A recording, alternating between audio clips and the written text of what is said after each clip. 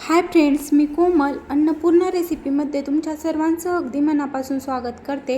आज आपण पारंपरिक पद्धतीने ताकातली भेंडी कशी बनवायची ते पाहणार आहोत। बनवायला ही रेसिपी खूप सोपी आहे, अगदी घरच्या साहित्यात बनवून तयार होते आणि खायला तर इतकी चविष्ट आहे की तुम्ही याची चव कधीही विसरणार नाही। चला तर मग वेळ न घालवता रेसिपीला सुरुवात करूया। त्यासाठी मी इथं 200 ग्रॅम भेंडी स्वच्छ धुवून पुसून घेतली आणि नंतर अशा पद्धतीचे मोठे मोठे तुकडे करून घेतले। एक कुडी लसूण असा ठेचून घेतलाय, हवं तर तुम्ही तुकडे करून घेऊ शकता।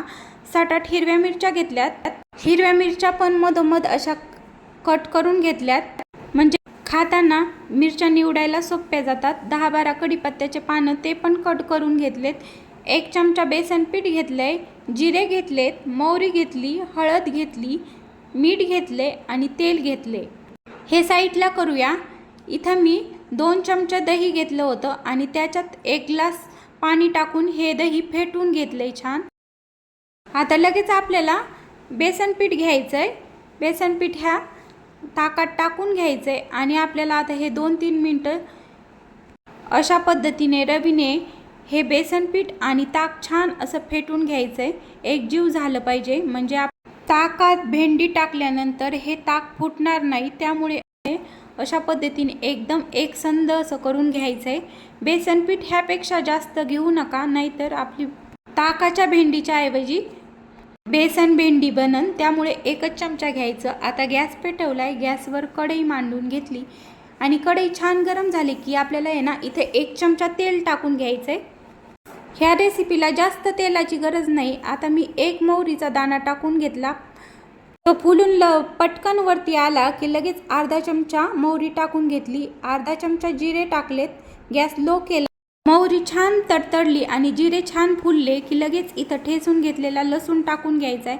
लसूण हलकासा तांबूस झाला की लगेच आपल्याला इथं कट करून घेतलेली हिरवी मिरची टाकून घ्यायची। हिरवी मिरची छान मिक्स करून घ्यायची आणि आपल्याला चिमूटभर इथं मीठ टाकायचं आहे मिरचीत, म्हणजे मिरचीला छान अशी चव येते आणि ही आपल्या ताकाच्या भेंडीत मस्त अशी मिरचीची चव उतरते। आता आपल्याला लगेच मिरची परतली की कढीपत्ता टाकून घ्यायचा आहे। कढीपत्ता सुद्धा मी इथं कट करून घेतलेला आहे। आता छान असा हलवून घ्यायचा आहे कढीपत्ता पण।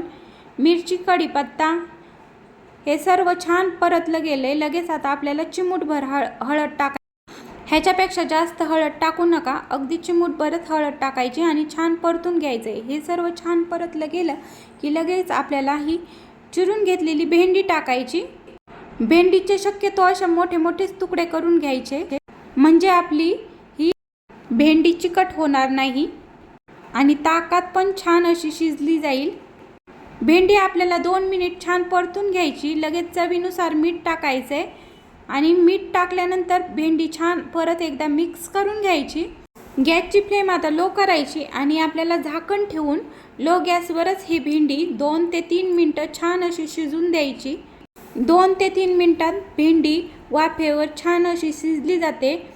आता मी झाकण काढले, भेंडी आता आपण एकदा छान मिक्स करून घेऊ। पाहू शकता छान अशी परतली गेली आणि छान असा कलर सुद्धा आलाय भेंडीला। अशाच पद्धतीने आता 2 मिनिट परत पुन्हा मी मीडियम गॅस करून भेंडी परतून घेत। भेंडी बऱ्यापैकी शिजली इथं। लगेच आपल्याला आता हे ताक एकदा छान असं चमच्याने मिक्स करायचे आणि ते भेंडीत टाकून घ्यायचे आणि आता हे छान मिक्स करून घ्यायचं। गॅसची फ्लेम लोच ठेवायची आणि लो गॅसवर आपल्याला हे एकसारखं असं ढवळत छान मिक्स करून घ्यायचं। उकळी येत नाही तोपर्यंत आपल्याला अशाच पद्धतीने छान मिक्स करीत राहायचे, म्हणजे आपलं ताक फुटणार नाही। भेंडीला हलकीशी उकळी आली, गॅसची फ्लेम आता लोच आहे। आपल्याला झाकण ठेवायचे आणि लो गॅसवरच ही भेंडी 2-3 मिनिटं शिजून द्यायची। पाहू शकता 2-3 मिनिटानंतर भेंडी छान शिजली गेली आणि ह्या ताकातल्या भेंडीला थोडासा दाटसरपणा सुद्धा आलाय, रंग सुद्धा सुरेख आलाय। पाहू शकता अप्रतिम अशी दिसते आणि तितकीच चविष्ट सुद्धा लागते। आणि अशा पद्धतीने भेंडी बनवली तर नक्कीच तुमची ताकातली भेंडी अप्रतिम अशी लागती. नक्की बनवून पहा आणि मला कमेंट्स करून सांगायला सुद्धा विसरू नका की तुमची ताकातली भेंडी कशी झालती. नक्की कमेंट्स करीत जा. आता मी गॅस बंद केलाय आणि ही भेंडी एका बाउलमध्ये काढून घेते. पाहू शकता की एकदम घरच्या साहित्यातच ही भेंडी बनून तयार आहे. बनवायला पण सोपी आणि खायला पण तितकीच चविष्ट ही ताकातली भेंडी.